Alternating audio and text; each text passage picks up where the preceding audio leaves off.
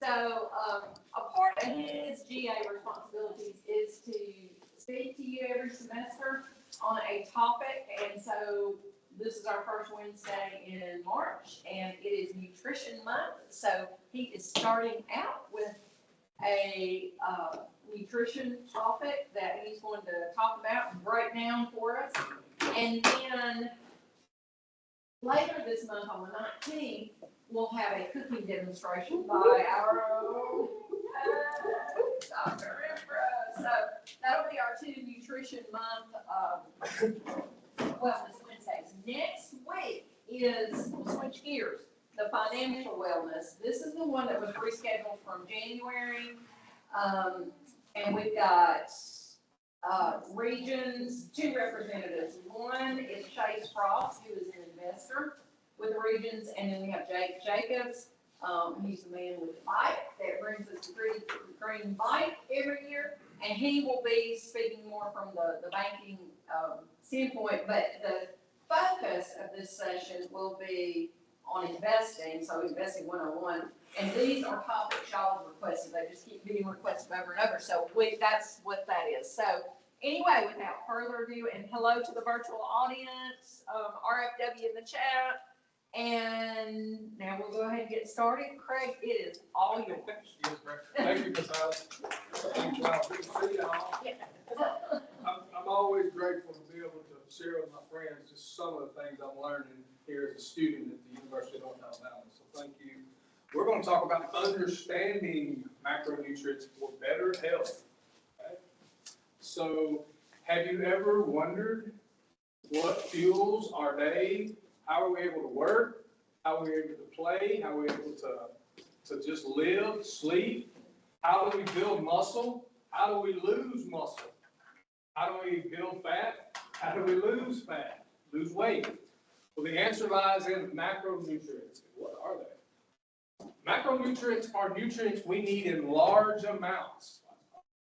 Macronutrients. They are caloric nutrients, meaning they have calories. Now, I will be using calories and energy interchangeably. I will be using them both. So when I talk about energy, I'm talking about calories. Talk about calories, talking about the energy we need. So we need these nutrients for energy. We need it for growth and for maintenance of tissue that we damage throughout the day. That's why we need macronutrients. There are 3 main macronutrients. You know them: carbohydrates, proteins, and fat. Macronutrients, like I said, are caloric nutrients. They provide energy. Now, carbohydrates have 4 calories per gram. So what does that mean? Well, if you see something that says 100 grams of carbohydrates, that would be 400 calories. So they have their energy in there. Proteins, the same, 4 calories per gram, and fats, 9. Okay. Clear a lot of that up and what that really means here shortly. One thing I want to tell you that's not on the slide, a lot of people don't know this. On a nutritional label on a box of food, there is a 20% standard error on all calories on there. What does that mean? Well, it means that the FDA allows that company to be wrong by 20%. Yes. Plus or minus 20%. Exactly. A lot of people don't know that, and when they try to count calories, they're really doing a good job, and they're wondering why they're not really hitting it the way they think they are. There's a 20% standard error. Now, to put some more context to that, if something says 100 calories, that means it's really anywhere between 80 and 120%. Now, that doesn't seem like a lot. However, if we're talking about 2,000 or 3,000 calories, that number gets larger. And I also want to say, if it's between 80 and 120 and you're trying to make money off of it, my guess is probably going to be closer to 120 than it would be to 80. Just my opinion. I'll stick to that. Let's see. All right. So now we know how macronutrients provide energy. Let's look at the body how the body manages energy through energy balance. Energy balance is one of the most important things we'll talk about. We'll talk about a lot of important things, but balancing our energy, not having too much, not having too much, too little. So let's understand this energy balance. We know that consuming more calories than we use, we're in what's called a caloric the surplus. If we consume fewer calories than we use, we're in a caloric deficit. And if we maintain the same amount in a good balance, we're in a caloric maintenance. I look at this just like a bank account. If you spend more money than you put in there, you will be in a financial deficit, which is a good thing, or a bad thing, excuse me. And if you put in more money than you spend, you're in a surplus. It's kind of the opposite of what's good here. So, and also, what are calories, real quick? A lot of people don't know this. Calories is not something you can see. You can't hear them. They're not tangible. You can't touch them. They're a unit of measurement, just like a speedometer on your vehicle. 50 miles per hour in my truck is 50 miles per hour in somebody else's car. And it's just a unit of measurement. So calorie measurements are all the same. So let's talk about the three just real briefly. Carbohydrates, they are a primary source of energy, okay? They break down to glucose. Glucose is so important to the body that if we don't have any through fasting or low-carb diets or no-carb diets, glucose is so important that the body will create it. It will make it through a process called gluconeogenesis, creating new glucose. So they're very, very important. Proteins are our builders. Okay? They're like the cinder blocks on a wall. We have to have those to build everything. Hormones are made of proteins, skin, hair, antibodies, immune system, hormones again, and then also skeletal muscle. I said that one last because a lot of people think of skeletal muscle first. Also, enzymes are proteins. And then fats. Fats are primarily for long-term energy storage, okay? And they protect vital organs. And also, we need fats to absorb certain fat-soluble vitamins, such as A, D, vitamin E, and vitamin K. So we got to have fat for that. All right, carbohydrates. They get such a bad rap today they do. Back in the 80s, and we'll talk about that. However, I'd like for us to take a new look at carbohydrates through a new lens, okay? I'm not going to try to change anybody's opinions. What I want to do today is give you the keys to unlock what you think is best for you. I may share with you what's best for me, but I want you to take all of this information to be able to determine what you think is best, okay? So let's look at just carbohydrates through a different lens. All right, first off, not all carbohydrates are the same, okay? We have two types. We've got simple and complex. Now, simple are going to be what's called sugars. We all know this. Sugars are going to be our fruits, some vegetables, and dairy, okay? Then we go to complex, we've got two types, starches and fibers, okay? Our starches are our grains, our root vegetables, white potatoes, sweet potatoes, beets. And then that's a fancy word, legumes. I figured it out. It's peas and beans from around here. So that's what that means. I call them peas and beans. And then we got our fibers. Now, we're going to talk a little more about fiber here shortly, how important it is. So fibers are fruits, vegetables, grains, beans and peas, legumes. All right. Why they're simple is because you'll notice right there, that's a simple sugars. Simple sugars or simple carbohydrates are basically either a monosaccharide, one sugar, which are glucose, galactose, fructose, or they are what's called a disaccharide. Both of those are simple sugars. Disaccharides are lactose, sucrose, table sugar, and maltose, which is two glucoses put together. So anyway, if you'll notice, they have the disaccharides have a little bond. That's it.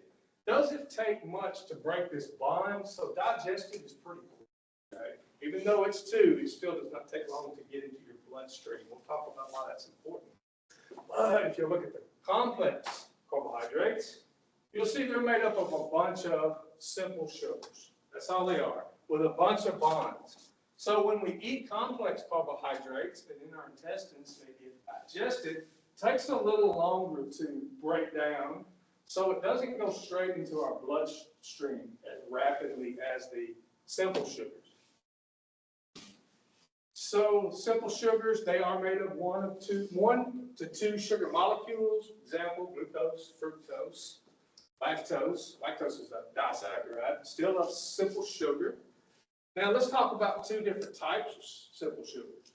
We got natural, which come in fruit, vegetables, and they have fiber and minerals and vitamins. So I don't want those to be a simple sugar, whether it's from a cupcake or a banana, is a simple sugar, no difference. However, there's some special guest stars in that banana that maybe that cupcake don't have, and I want to talk later on about why that's important. So natural sugars are sugars that come from our fruits and our vegetables, and they have other good stuff with them.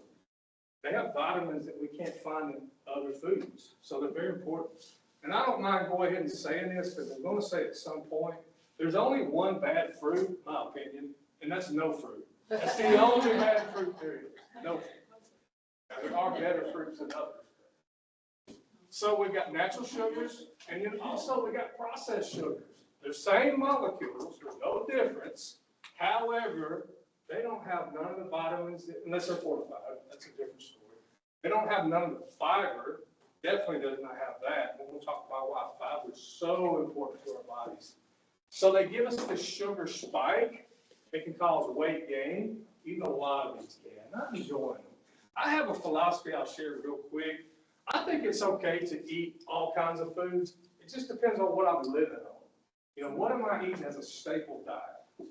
Like, it's okay to enjoy things, but what am I living on? What am I eating on a daily basis? It's a big difference. Okay. So with that being said, processed sugars, they're found in baked goods, cupcakes, you know the ones, we could talk all day about where we find them at. They're everywhere. In fact, I argue that we live in an environment right now where food is infinitely cheap, it's infinitely abundant, and it's highly palatable. It tastes great, stimulates the brain, it tastes so good. So it's not a bad problem to have, seeing the alternative of starvation, but we need to know about it for responsibility. So found naturally in fruits and dairies, simple sugars are, and processed foods. So they're the same sugar, but different sources. Let's see. All right, let's talk about complex carbohydrates real quick. What are they? Remember, there are a bunch of chains of those simple sugars. Same sugar, but just a bunch of chains of them. And that's going to make a big difference when we talk about digestion and blood glucose spikes. We'll talk about here shortly. We'll even talk about why that's bad, how unhealthy that can be. So complex carbohydrates are starches and fibers. Okay. Now starches we know are in potatoes, and there are a lot of good foods we eat. We need them. But dietary fiber is going to be the one we're really going to talk about. Okay. Dietary fiber can come in two forms: soluble and insoluble. But most of the time, I'll give you a little hint on something a lot of people know. Most of the time, a fibrous food has both. So if you're trying to, well, I got to look for my insoluble, or now I got to go look for my soluble, they're just in both. You'll find both of those valuable fibers in all sorts of foods at once. Okay? So you don't have to go chase one or the other. Just chase the foods that have them. So soluble fiber lowers cholesterol. There's a mechanism I would love to just nerd out and talk about all day long, but because I find it so fascinating how it does it, but I'll spare you. And then I'll probably trip up and embarrass myself trying. I would love to do it one day. Talk about how soluble fiber lowers our cholesterol, our blood cholesterol in our bodies, which helps keep us from having what's called ASCVD, atherosclerotic cardiovascular disease, #1 killer globally. Insoluble is what helps keep us regular and does a lot of other great things too we're going to talk about. They're very important. Now these fibers are found in whole grains, okay, vegetables, and beans and peas. I'm not going to say that again. I'm not going to do it. I like beans and peas. All right, so that's our carbohydrates. So I'm going to give y'all, this is kind of your warning label. Here's my opinion, okay? But I'm giving you a warning. I have a philosophy on carbohydrates. I do not run from them. I don't run to them. I don't even think about it. I think about dietary fiber, which is a carbohydrate. I concentrate 100% on it. Doing that, I have found that I keep a good, natural, amount of carbohydrates in my diet, and I get the fiber I need. Okay, does that make sense? I look at dietary fiber. Now, doing that, I still get plenty of carbohydrates. We'll talk about how much I can get just being my body weight here shortly. So how much dietary fiber do we need? Okay, for an adult age 19 to 50 male, 38 grams a day. Okay, 38 grams a day to lower our cholesterol, to lower our blood sugar. Very valuable to get that number. Keep us metabolically healthy. To keep all blood biomarkers at optimal levels. We do need that. Men do, age 19 to 50. Also to promote digestive health as well. Adult females, 19 to 50, needs about 25 grams of dietary fiber a day, okay, to lower their blood cholesterol, triglycerides as well, and blood helps promote digestive health and regulation. Now, as we get older, obviously we don't need quite as much. Over 50, men, 30 grams, it drops a little bit. And for females, over 50, about 21 grams a day. And that's the reason is we don't need quite as many calories, period. So we're not getting as many macronutrients when we get older. We just don't need them as much. So if you're getting 38 grams of fiber, trying to every day, so that's about 114 grams to 152 grams of carbohydrates a day. I'll slow down a little bit to let y'all digest what I'm about to say. 114 grams of carbohydrates, giving me the fiber I need, recommended, does not rob me of carbohydrates. It gives me just a great amount of energy. However, I'm not overdoing it because I'm not chasing carbohydrates.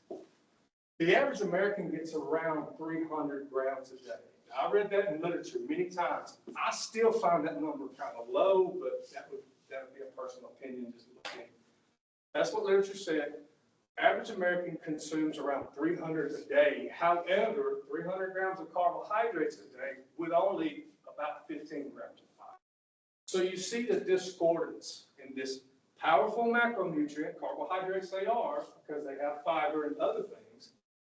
However, there's a discordance in the way most Americans are eating them. Right? So again, going back to my philosophy, warning label, back to my philosophy, I chase fiber in my diet. That's what I look for. And that way I get carbohydrates. Can nobody say I'm on a low carbohydrate, diet, because I'm getting plenty of them. All right. So just some more of fiber's health benefits that are very important. And these are very, very good benefits. Regulates digestion, regular bowel movements, and lowering cholesterol. This can help lower the risk of colon cancer, which is the third leading cancer death. And also, I'd like to say that from what I've read, I believe colon cancer should be the one cancer nobody should hypothetically ever die from. Because we have tests, colonoscopies, that can detect those polyps if gotten early enough. It used to be 50 years old, they recommended getting a colonoscopy. Not too long ago, fairly recently, they brought it down to 45. This is what insurance will pay for. From my studies, we need to get one at age 40. However, insurance is not going to pay it, but it's the one we can keep from having. We should, if everybody got one at 40, I don't see like how we would have any of the deaths, hardly. Because it's so preventable once you see a polyp. You got so much time to get it. So I wanted to throw that out there. And the satiety, does anybody know what satiety means? Satiety? Yes, ma'am. It keeps us full. And we have foods that are more satiety, have more satiety, have more of a satiety to them. We ain't talked about it yet, not to get off key, but protein is the most satiety, most satiety macronutrient we have. We'll talk about that. However, dietary fiber foods fill us up. You think about it, foods that are not stripped of their fiber and not refined, they keep us full longer, so we don't have those cravings. And that's very important. Now, I know we put that next to lowering cholesterol and lowering colon cancer, but going through life and not being hungry and craving sugary foods is pretty important if you ask me. Pretty important tool itself.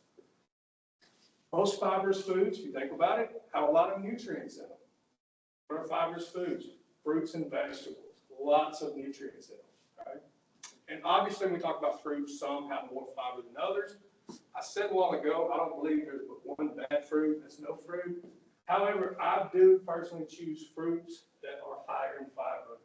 Another reason we'll talk about blood sugar. There's no bad fruit. Blood sugar control, fiber works like a gel cap around glucose, sugar. When we eat, it's just like medicine. You ever notice you got medicine in the tablets? Now you see a lot of medicine with a gel cap around it. That makes it time release, keeps us from getting all the medicine at one time. Fiber works the same way. We have fiber around that sugar, that bad word sugar, but when we have that fiber around it, it doesn't go straight to our blood and spikes our blood glucose like it would without the fiber. And I'm going to talk about why that's important here shortly. So there's some words we need to remember, which is hyperglycemia. What does that mean? Well, hyper means above normal, and hypoglycemia, or hypo, means below normal. So we're going to talk about why hyperglycemia is so bad. We're going to talk about what it's doing mechanistically to our bodies. I find very interesting, particularly since most people are walking around in hyperglycemia a lot. Okay? So hyperglycemia, high blood sugar levels, because we'll talk about that word a lot. So make sure we know what that means, hyperglycemia. Often from excess sugar and refined carbohydrates. We'll talk about how that happens on our next slide. And then processed carbs, like foods like white breads, sugary snacks, cause these blood sugar spikes that we're about to talk about. Why is this season important? Okay. It's a great question. So this is a very important slide right here. Here we are. Remember, it's okay to eat it, just don't live on it. You just want, and that's the thing, I hate to say it, but a lot of us do eat this every day and for a lot of our meals. And we'll talk about why that's bad, and we don't even know it's bad. Talk about some of the damage being done we don't even know about. So let's start at the beginning. We eat too much of these foods, okay? We just give us a bunch of donuts, a bunch of processed foods, a bunch of sugar, with no fiber, no nutrients. Just tastes really, really good. So what's going to happen, on the camera, I can use that. What's going to happen is, as soon as we eat that, our blood sugar is going to spike. Now, this is the normal zone, okay? But what's going to happen is it's going to go way over our normal. I mean, way. You can imagine how much sugar is in here. It's going to hit the bloodstream very, very fast, too fast. So what that's going to do is cause hyperglycemia, okay? Now, our pancreas is going to respond by producing insulin. Now, real quick, insulin is a hormone that, for lack of a better way to put it, sucks the glucose right out of our blood. It just takes it out, right? And parks the glucose where it's supposed to go, in our cell. However, in this situation, when we eat way too much sugar at one time, like a lot of us do, I'm guilty of it at times, or have been in my life, we eat that, we produce way more insulin than we even need, because the pancreas sort of hits that panic button. We don't like the panic button, don't we? And we knows it's got too much sugar in the blood at once, so it produces even more insulin than is needed. Well, what does that do? Remember, insulin sucks the glucose right out of the blood, okay? Takes it out. That's its job, and it's a powerful hormone, very powerful hormone. So when that happens and all that extra insulin comes in, it takes that glucose way out of the blood to what's called hypoglycemia, okay? And I know y'all are with me with this. This is where we get the sugar crash. And it's a terrible feeling. We've all had it. We get tired. It's just, physiologically, it's really no good, even in our brains, our minds, our moods. So what do? We repeat the process. We feel hungry. We're not even satisfied. Now, what's very scary in many ways, but one I haven't mentioned, is we've consumed a lot of calories. Remember energy balance? At the end of the day, we need to be in a maintenance, right? We don't want to be too much because we'll have weight gain. So we took in all these calories and we're still hungry. We didn't get none of the nutrients out. And then we have this hypoglycemia. We just repeat the process. And research has also said that hypoglycemia, how much this dips down, how hypoglycemic we get, how much insulin we produce off that big old cupcake or whatever, will determine how much junk food we eat later on in the day. There's a correlation on how high or how low this can correlate with how much somebody's going to eat later on, or at least crave. So you see the process is very simple. However, I haven't really even talked about the bad news about this. The physiological damage from hyperglycemia and then hyperinsulinemia. I haven't talked about that because remember, we had to produce even more insulin to get the job done. We've got to get that glucose out of the blood. Glucose, as important as it is, the brain's got to have it. We would die without glucose. In this area, we need it. As important as it is, it can be toxic. Too much levels. That's why we see it actually rots the body. It's too much. So let's remember hyperglycemia from this scenario and hyperinsulinemia right here. Okay? What does that do? Well, we know hyperglycemia destroys microvessels. What are microvessels? They're small vessels. And where do we find them? We find them in the eyes and kidneys, mainly. They're everywhere. But if you've ever known anybody in your family, when I was a kid back in the 80s, I remember, they're gone now, but they had diabetes and they all lost their eyesight or they had kidney problems. This is the reason. Let's look at the eye damage first. Look at these little bitty microvessels. I argue and have read that a good ophthalmologist, eye doctor, a good ophthalmologist who knows this stuff like you do, and they're looking at somebody's eye because they're having some eye problems. And a good ophthalmologist, he or she will look and go, how long have you had diabetes? And they'll say, I don't have diabetes. They'll say, yes, you do. A good one will see the damage in the eyes of the microvessels. Okay? And that happens a lot. I think from what I've heard, a lot of people are diagnosed through their, or at least the first they hear about it is through an ophthalmologist.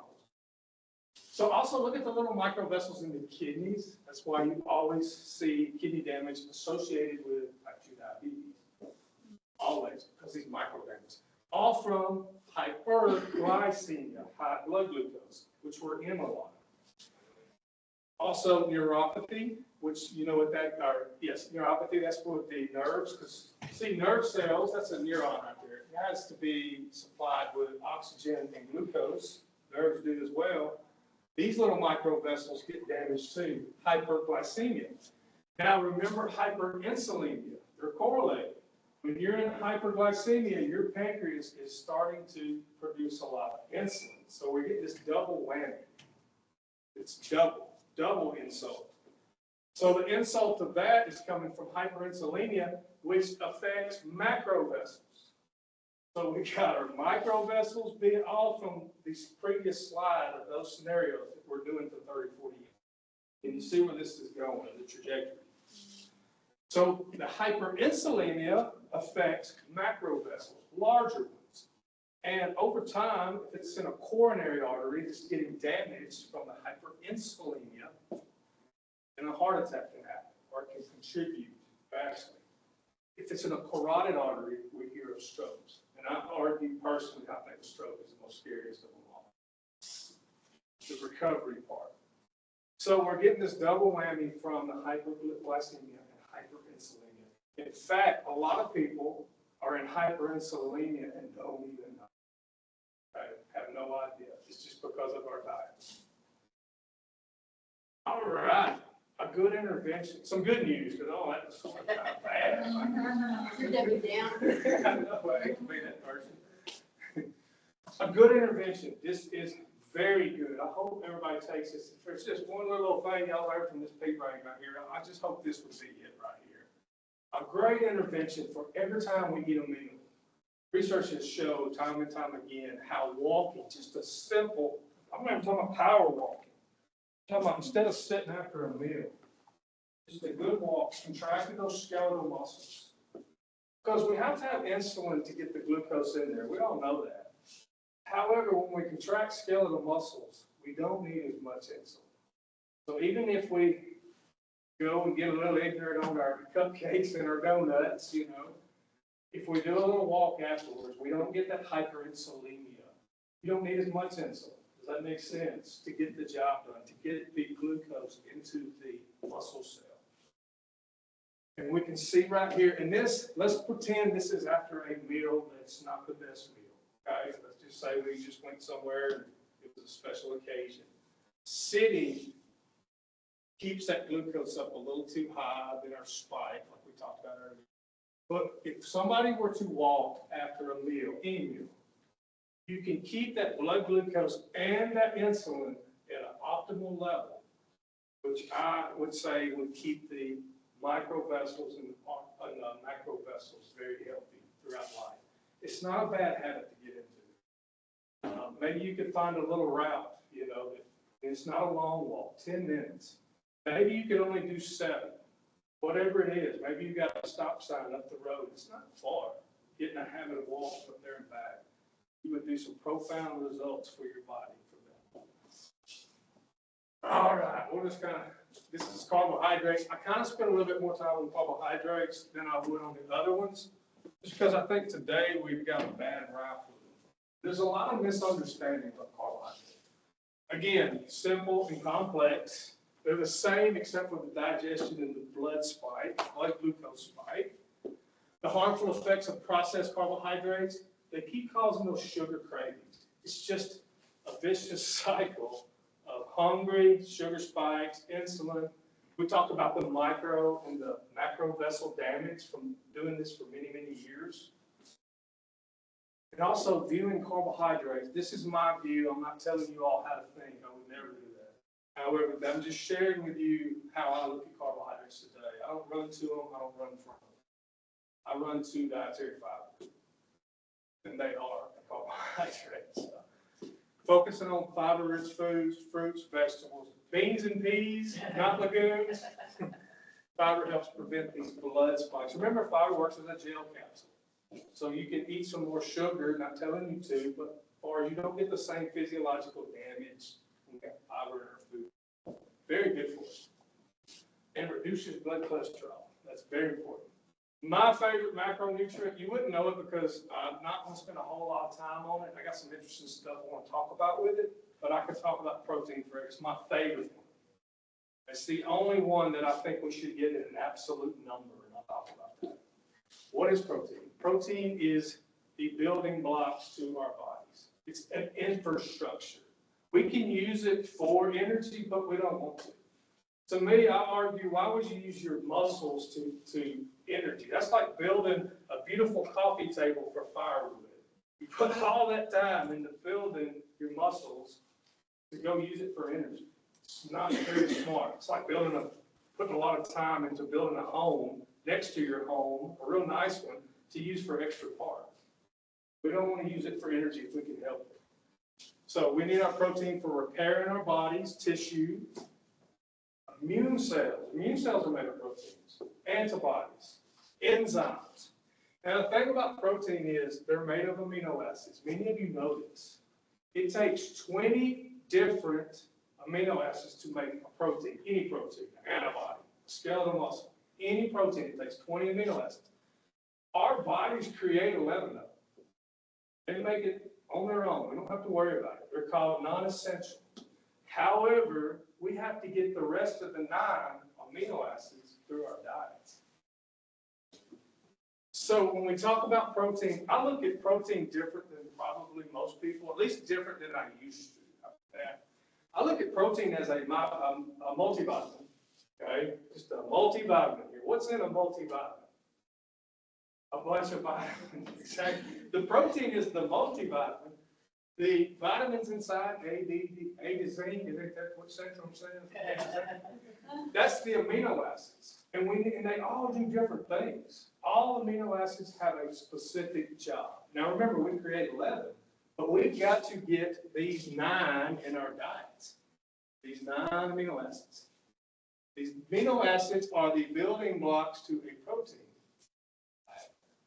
Real quick, we'll talk about complete and incomplete proteins. You know about this. You know that plant proteins are incomplete and animal proteins are complete. We'll talk about that. So complete protein just means it has all 9 essential amino acids. If you go eat chicken, fish, beef, eggs, milk, dairy, you don't even have to worry about it. You're going to get those non-essential, okay? There are a few plants that have all non-essential. That's soy and hemp seeds have all essential. You have to eat a lot of the hemp seeds to get the non-essential amino acids. Soy does have the nine, okay? It's the only two that I could sit and talk about today.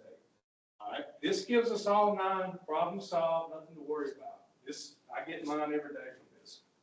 However, if somebody chooses to be vegetarian, that's totally fine. Okay? I just want to make sure they know some things if they want to choose that way of that lifestyle.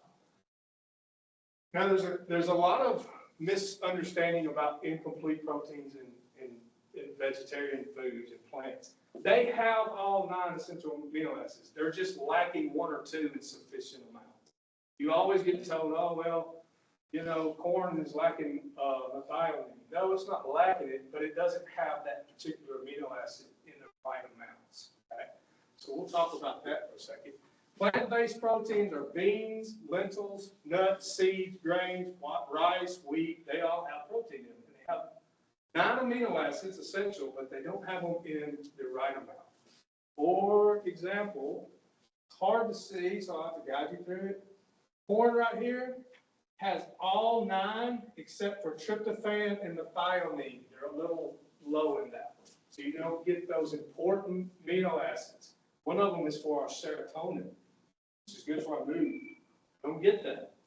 However, beans has those 2, but beans is lacking with the isoleucine and the lysine.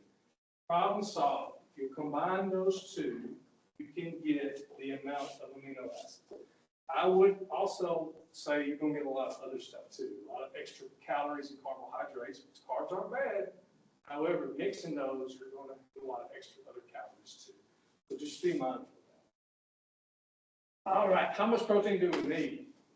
There's a lot of argument about this, a lot of debate. Well, the RDA today has been for a while suggests, and I'm sorry to do kilograms, but science works better with the metric system. 0.8, less than a gram, 0.8 grams of protein per kilogram of weight. Okay, that's the RDA. Now I'm about to beat that up here in a second, so before you write that down, I'm about to really get it. All right, 0.8 for kilogram body weight. Now I weigh 195 pounds, so divide 2.2 into that kilograms, and it's about 88 kilograms. Okay, but for somebody who weighs 154 pounds. That's only about 56 grams of protein, RDA. Now, I think that should be the minimum to keep somebody alive. It's that low. I would not suggest that as RDA. And it's not just me. I'm going by the latest research from what we're talking about. Okay? Thinking about those amino acids that we're not getting and we need them. Okay. So new research suggests active individuals, most people in here I consider, we're all doing some walking after work. We're all Roy for Wellness members, so we're all engaged in classes. Or Thursday we will be, 12 o'clock, TUC.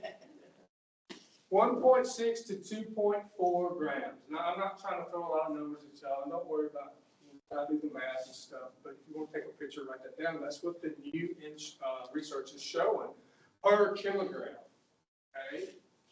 For muscle loss. For me, 195 pounds, 88 kilograms, that's about 140 to 211 grams a day.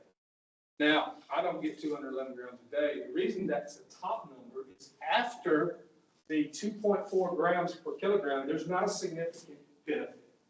That's just the number. There is a cutoff.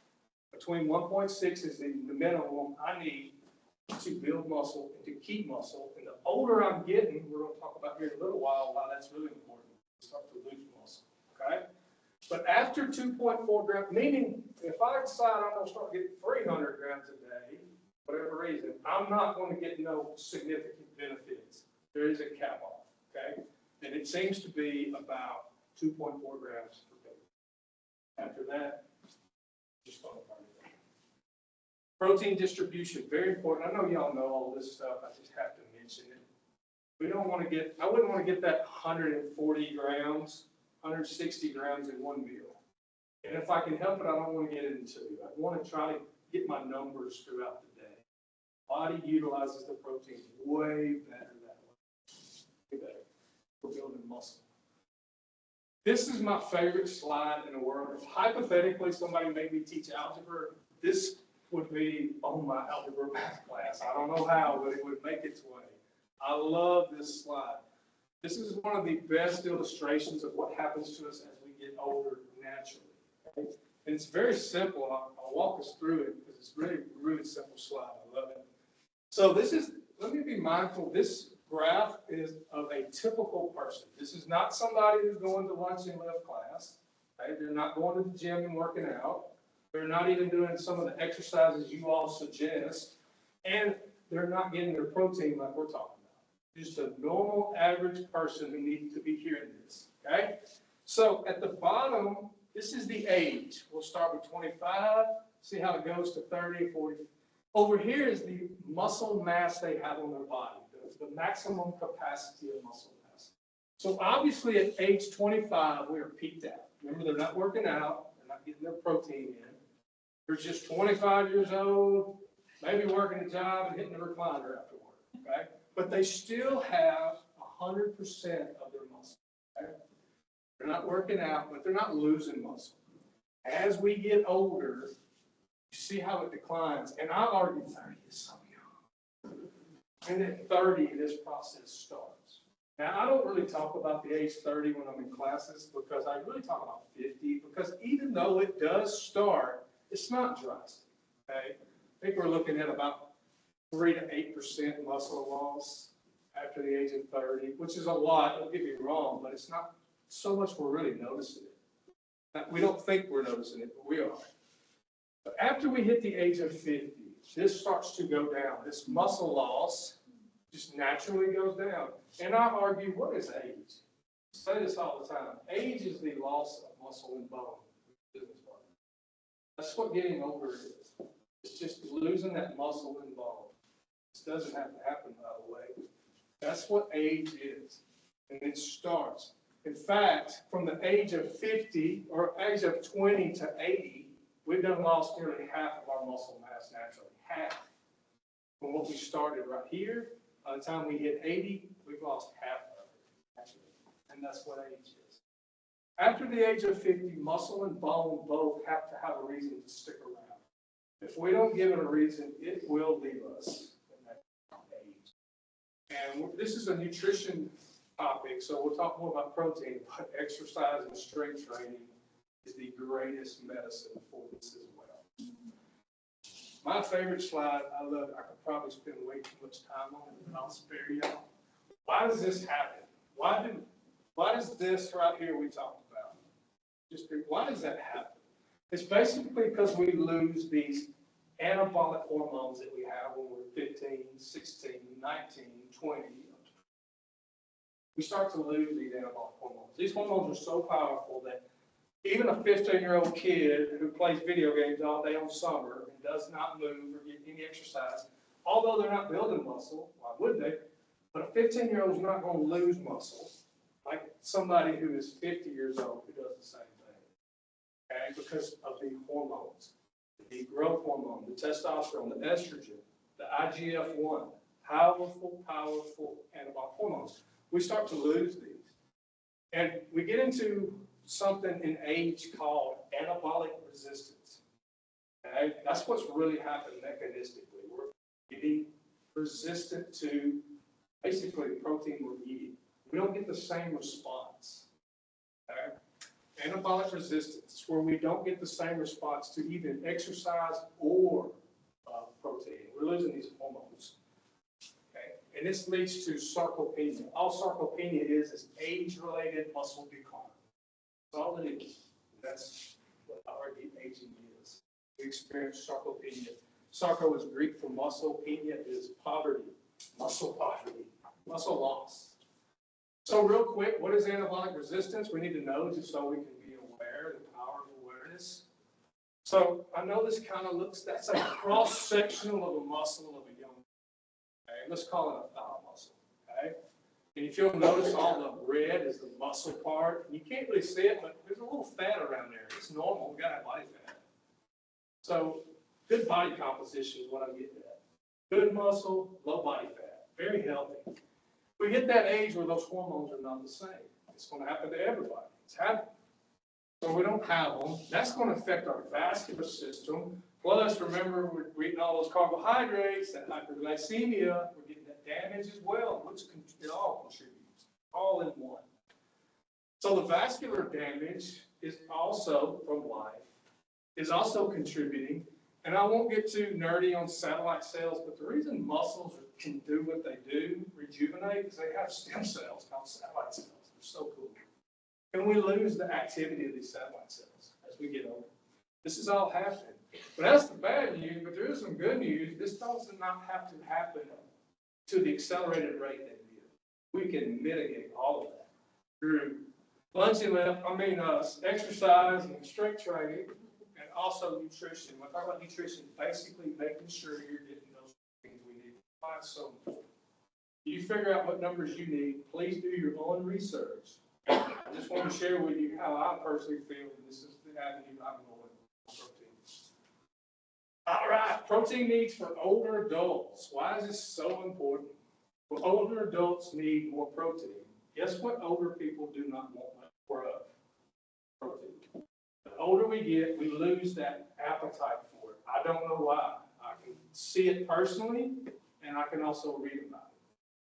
But you don't have the appetite for the protein foods. When I say protein, chicken, beef, those are not as tempting to eat and desirable the older we get as baked goods are.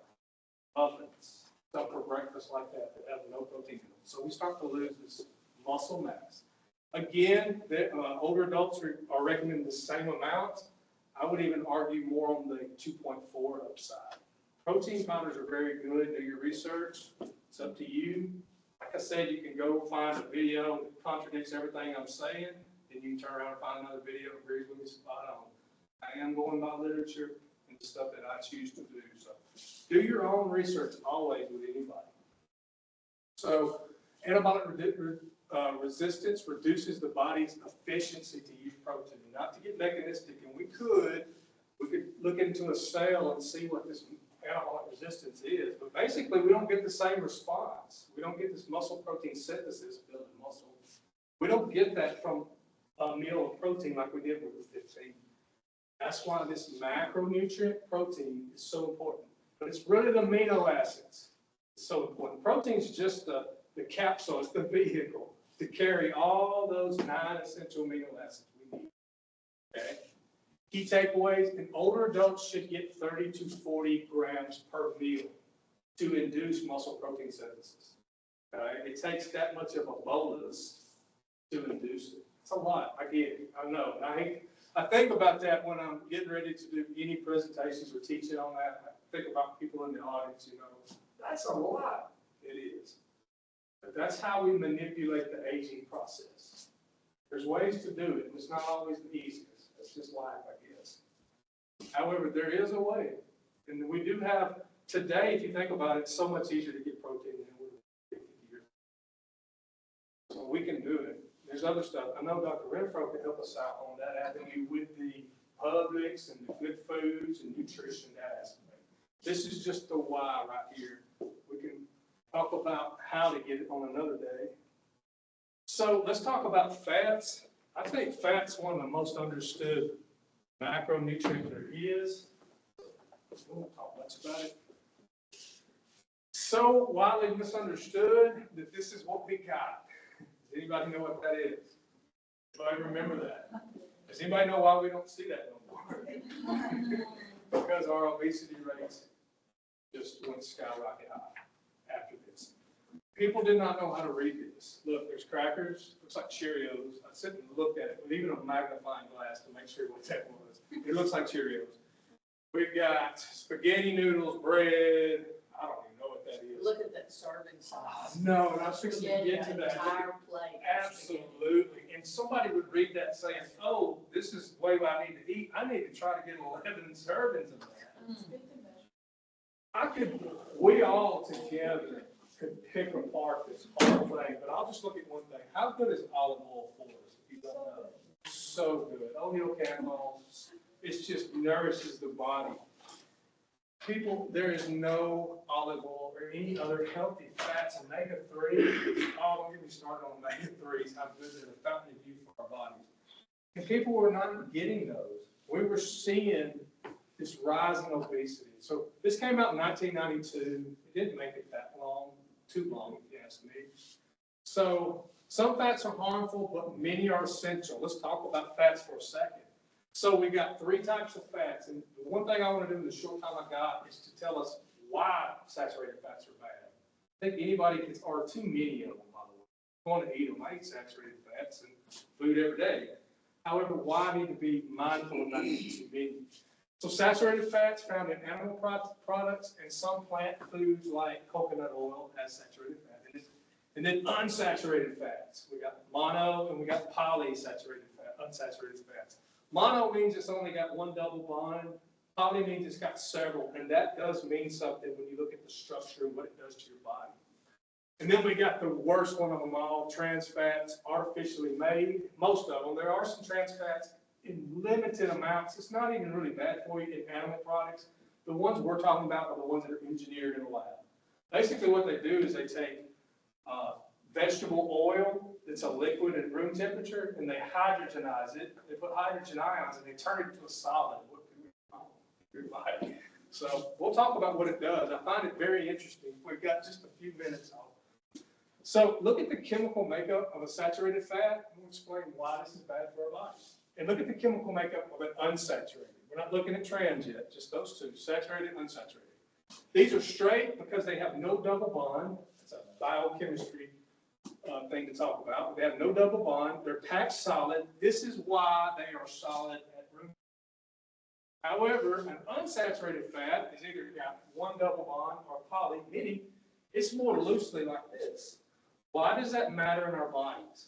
Why is one too much bad and one a lot very good for us? This is a cell. Every cell has a bilipid membrane around it. It's got like a balloon. There's an aqueous solution in the middle, and it's a fat around it. If you look right here, this is where the lipids are made, the fats. We are what we eat. We are what we eat. And we need these fats in these cells. If we're eating too many of these, I'm telling you don't run from these, but if we're eating more than these, our cells are going to be made of that. And they're going to be like cardboard. That's why that's one of many reasons. It's only one I'm choosing to talk about. Why saturated fats are bad for the body when eating too much. Okay? Because you always hear they're bad for you. That's why. Now, if this is a heart cell, a kidney cell, you can see the damage being done of a vessel, a cell in there. So when they're stiff, they reduce the ability to communicate with other cells. I can read all this, takes the nutrients out. It disrupts the cell process. It disrupts everything. So too many saturated fats, that's why it's so bad. But unsaturated fats, when we eat a lot of them, it keeps the cell. A lot of people don't know the cell is not like a basketball. It's like a jellyfish. It needs to be able to move around. And that's what the unsaturated fats help our bodies. Keep us healthy that way. Real quick, I don't think we're about to run out of time, but I apologize for that. I don't want to hold y'all hostage. So unsaturated fats, they also lower cholesterol. Eating good amounts of olive oil can be good. All these unsaturated fats, such as omega-3s from both plants and marine, which marine is always the best. Plants just have ALA, omega-3 fatty acids. Sardines, I hate to say it, they're the best. Sardines and salmon have EPA, DHA, and ALA. And EPA and DHA are the most potent of the forms. However, they lower cholesterol. Cholesterol is synthesized by every cell in our body except for a red blood cell. We have to have cholesterol or we would fall over and die because it's got that negative connotation. However, we need to have it regulated. We need the right amount. It's a 37-step process for our cells to make it. What these unsaturated fats do is they slow down the third process of making too much cholesterol.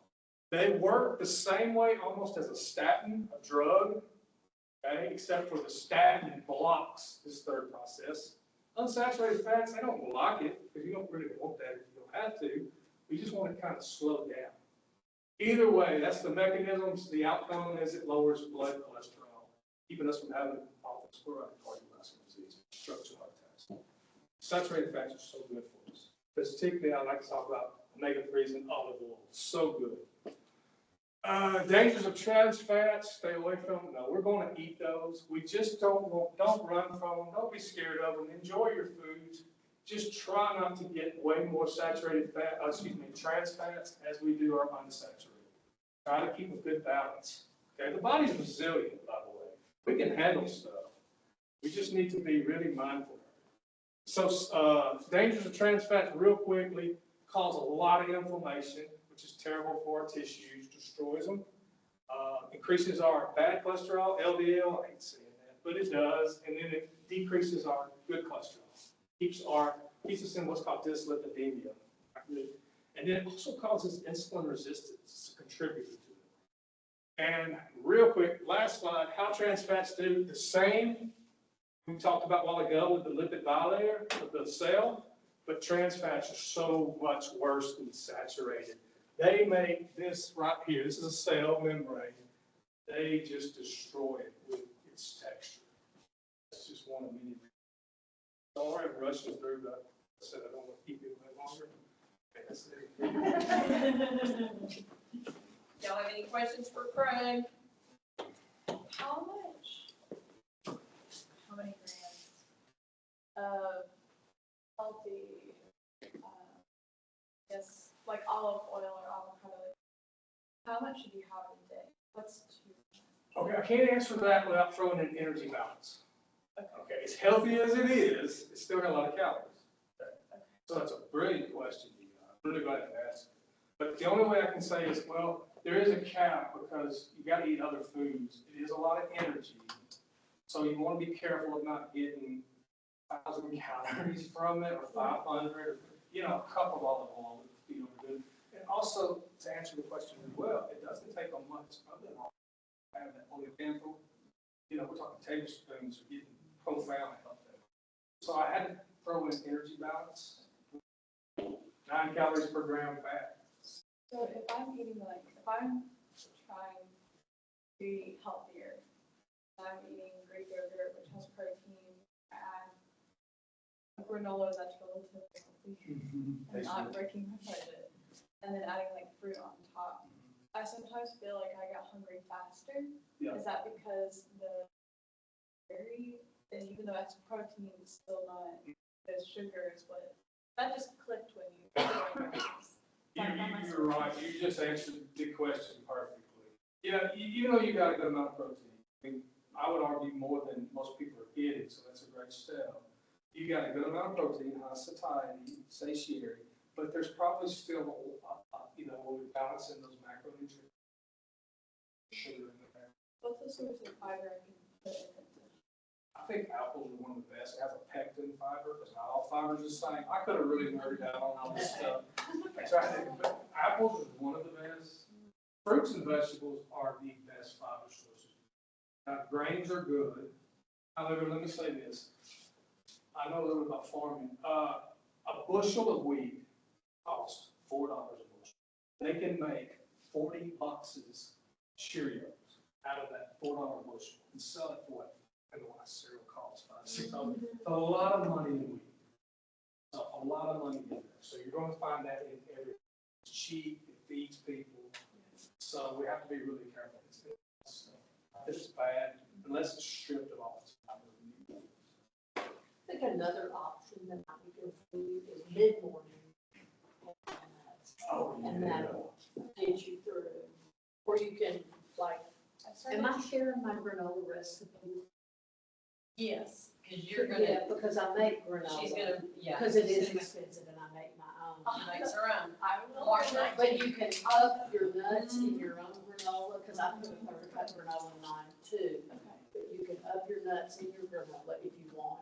Or I just always have a quarter cup of nuts in my reach, for mid-morning if I'm Yeah. hungry, for mid-afternoon, Yeah. almonds are great. Because I can relate, I'm the same way. If I just have a yogurt parfait, and I do substitute dairy, so, it might be a coconut based or a almond based, whatever.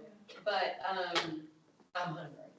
Yeah. Mid-morning. I thought it was doing so good. And I'm like, Yeah, it's like, oh, this is so healthy. But I have started bringing, I have my little baggie of nuts, mixed nuts and stuff like that. I had nuts on before coming over here because I thought my breakfast was my home. And I just find that I get hungry in the morning so quickly sometimes. So, yeah, having that healthy snack. The apple with peanut butter. I usually put my apple Yeah. with the, I just have like a protein bar and an apple on the days that I don't do the yogurt granola fruit. So maybe I need to keep the apple for all the days. So keep the fiber. Yeah, I think so. I think what we're talking about is really not a bad problem to have, because you just mentioned a lot of good foods that you're eating that I would suggest. But and it's nobody's fault. It's gonna be a little, I could do it tonight. I think once we find something that works, something we can eat, something we know we. Those are some good foods you mentioned. I love mentioning the nuts. They're high in fiber as well. And you can modify it any way you want, but, yeah, I think just adding lower calorie, because you don't wanna get, 1,000 calories in a snack, but usually we say around 250 calories or whatever are snacks, as long, get you to the next meal without being starving and, thinking, I gotta have something on dime, and grabbing something that's gonna do exactly what Craig says, which is that up and down, and up and down. Your brain wants to fix hunger with simple carbs because it knows it'll fix you real quick, but then you crash on it. So you try not to let yourself be starved.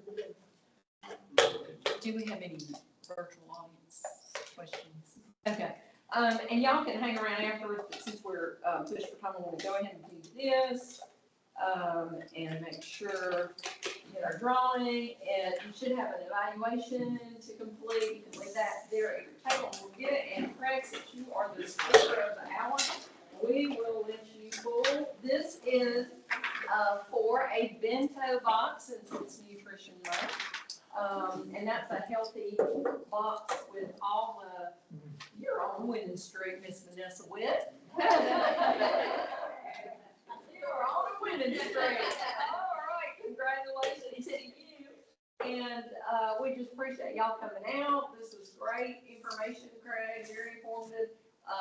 If you have more questions, certainly feel free to hang around. I've got a question, as they're completing their surveys and said, I just recently, it's that same doctor, Dr. Ann, that I referenced during the sleep, at the end of the sleep wellness session Monday.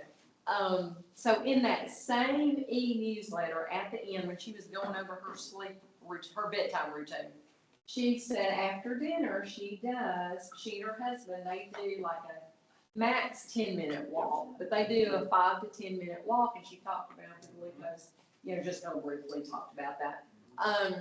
So my question is, does it matter? I mean, do you need to do it immediately after you eat? What's the time window? Yeah, what's that window? I don't really know the answer to that. Okay. There is an answer. But Okay. I would suggest, somewhere in the 10 or 15 minutes, whatever you can get in the habit of. Yeah. I'm sure there's a window outside where an hour after you eat, you don't get. You don't get that same effect. I would answer that by looking back at the graph that, depends on what we eat, number one, how high of a sugar, what was it? And then looking at that, okay, well, the sugar's spiking, we know the damage is happening, we know insulin is coming in a lot more than normal if we're eating that type of meal. So the quicker we could get those muscles contracting, where we get that GLUT4 receptor in the muscle to come take the glucose out without any insulin or little insulin. Major health benefits. So I would say pretty quick. if you Pretty can. quickly, okay. But there is a window. And it's not an intense walk, No. it's just a kind of a stroll or. Right, when you're walking, just think, my calf muscles are contracting and you're taking that glucose up out of the blood. Very good, Question. very good. Hey, Craig, can I ask you a quick question? Because some of what I've seen is the fat, 20 to 35 Yes, gram, ma'am. percent of your diet with 10%, no more than 10% of saturated. So is that kind of, if that might help her when she's trying to figure out how much? I would do it like this, I would center my food around protein, period. I would get, protein should never be a percent, it should be an absolute number, like 140 to whatever grams you want. Well, I was thinking that's the fat side when she was asking about her olive oil and how much fat to take. It really won't matter, get your protein in, if you'll get your protein centered, then you can play around with whatever you like the best with carbs and fat to keep an energy balance. That's the most important. Because if we eat, you couldn't do it, but if you ate a wheelbarrow of broccoli, as healthy as it is, you would gain weight. Now, I argue you could never eat that much broccoli, but hypothetically, it's got more than 3,000 calories, whatever you eat. So I would center my diets around protein, absolute number, not a percentage, and then play around with what do you like, what foods do you like? Get your carbs, your fiber, and get your stuff like that. So I just, this week, just started adding, and the type of protein is important. Because like, there's a lot of nasty stuff in protein powders. Yes. And like, I don't think all seed oils are good for you either. So like, I started this protein powder, and it's like 25 grams, I think, and I do almond milk with it. Because sometimes I do not have appetite for protein, and I don't have time. Yeah, So that would be right. good. And so I'm like, but do I need, should I do, can I, like, would it be, like, what's sustainable? Yeah. Because I'm not like, I'm just trying to get too cold, feel like, oh, what's Sure. sustainable? Because seeing at 30, my muscle starts going away. Should I do 2 protein shakes if I don't get my protein? There's an answer in for my that. meal? Research shows that the best time to take protein is your first meal. That doesn't have to be morning, whatever your breakfast, break your fast. First meal, get 30 grams, last meal, get 30 grams, second best time, and then get your numbers in. Wait, first and last. First and last are the most important times to get your protein. Yes, because you haven't ate so long, you induce that muscle protein synthesis. You crank up the process of building muscle with that first meal. And then the last meal, you're about to be asleep for a while. You're going to use those those amino acids to make enzymes, your antibodies, everything else. Liver gets first dibs on amino acids. Muscle gets last. So you get your first, say 30 grams, 30, and then 30, and then get your numbers in here, 20 here, 30. Build muscle that way. That's what literature tells you. I'm doing cardio. I'll start on You're doing good. I mean, you're talking about what you eat while ago, and it's good. one. I'm just. Very good. Yoga. Yeah, that's a very good breakfast, but I can definitely relate because when I do that, now I need to probably make my granola or add nuts like what Dr. McRae said. And I wanna say, Yeah, I'm yeah. so mindful when I tell people about these large numbers of protein, but we are talking about trying to manipulate age. We're trying to do something that complex. It takes a complex strategy. It's not going to be easy. What about probiotics? Very good. Very Protein-free. Now, good. you can get all a probiotic does is colonize the gut, but if we don't get the food for the bacteria, we gotta have, it loves fiber. So I know people eat yogurt and sauerkraut. And I don't eat it either, but it's number Yeah. one. It's got that bacteria, but if you put that bacteria in your gut and you just feed it Snickers, it will not live. It has to have a prebiotic, which is dietary fiber. It loves it. So Yeah. if I take probiotics, eat fiber. You gotta feed that bacteria. You gotta feed the A lot of people bacteria. don't know that. They'll just, I'm eating yogurt, that's great, but you're colonizing it. You're putting the good, healthy bacteria in your gut, but if you don't feed it, it won't live. You have another bacteria that's bad, and it likes junk food. It loves sugar. It just processes it. It loves it. Yeah, Feed it thrives in that environment. It's good, you Sour know, cream, kefir, kimchi, Good those to are see good y'all. prebiotics. They feed the good bacteria. I just learned, it might be like underground YouTube, but I just started taking this. That's bad. Yeah, you better.